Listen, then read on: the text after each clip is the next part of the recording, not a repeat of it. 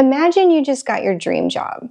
Everything you worked for, right? 6 months later, you're fired. Sound crazy? It's happening, and fast. Companies are hiring Gen Z at record rates, only to fire them just as quickly. So, what's really going on? Are we looking at a massive failure in how we're preparing young professionals? Or is there something deeper at play? Let's break it down. We've all seen the headlines. Layoffs are everywhere. Companies are downsizing, slashing costs, and enforcing return-to-work mandates. But here's the catch. While older, more expensive employees are being let go, many companies are replacing them with fresh Gen Z hires.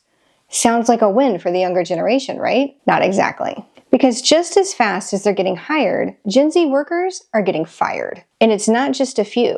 It's happening a lot. Companies are turning to this generation for their tech skills, innovation, and lower salaries. But they're quickly finding there's a disconnect. Let's talk about why. I'm Gabby from She Makes It Work, and I'm here to talk you through this. According to a recent survey, 60% of businesses have already fired some of their Gen Z hires within the first year. Managers are saying they're unprepared, unprofessional, and lack basic communication skills. Ouch. But here's the thing. This isn't just a Gen Z problem. It's a systemic issue.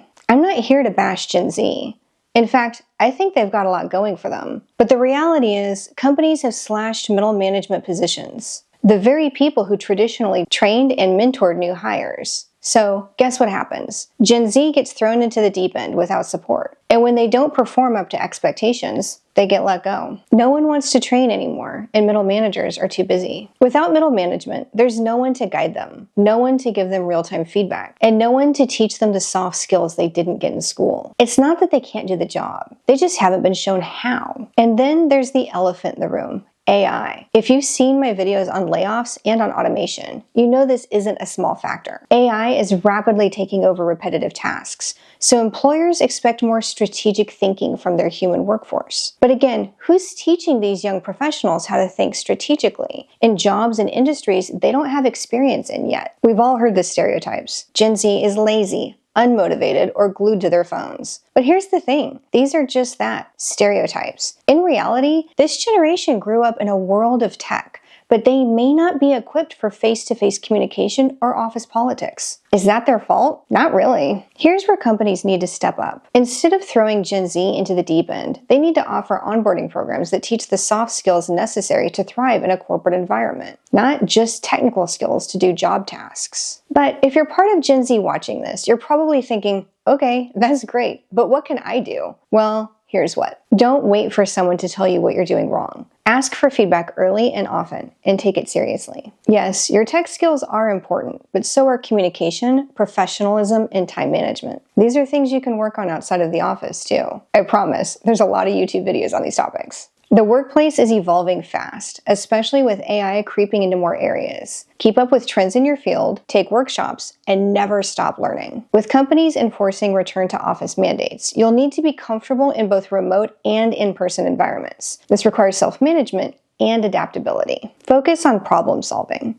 One common complaint is that Gen Z employees don't attempt to problem solve on their own before escalating. Make sure to use your company intranet, review documentation you've been given, and even check Google before asking your manager for help. I know we're saying that middle management and the company you're working for has a responsibility to train you, and it's true. But it's equally true that this is your career, and there are absolutely things you can do to take back control of your own education and to keep learning. It is your responsibility when it's your career. And so make sure that you're taking these steps to continue developing yourself, because you need to learn how to work in an office environment and you need to learn the norms of the company that you're working for. This takes dedication. Yes, you're going to have to work hard. And most importantly, you're going to have to hone your observational skills. Look at your coworkers around you and make up for your lack of experience by observing, by asking, and by being proactive. Again, it's your career. That means that you have both the power and the responsibility to continue your education to learn how to thrive in this environment. We all had to do it. I am going to say that this is one of the advantages of return to office mandates for newer employees or people returning to the workforce. By being in person, you have a lot more opportunities to observe the culture, observe your coworkers, see what the norms are, and make sure that you can model your own behavior after what works for the company that you're working for. So, what's the takeaway? Companies need to realize that Gen Z workers aren't the problem. They're the future. But that means investing in proper training, providing mentorship, and being patient as this new generation adjusts to the realities of the workplace. And Gen Z, you have to be proactive. The workplace is tough, but if you're willing to learn, grow, and adapt, you'll thrive. And who knows? Maybe you'll be the one reshaping the workplace for the next generation. Thanks for watching, and don't forget to like and subscribe for more insights on work, career, and thriving in the professional world. I'd also love to hear from you, so let me know what content you'd like to see on this topic and what trends you're seeing in the workplace or what you're struggling with, because I'm here to help.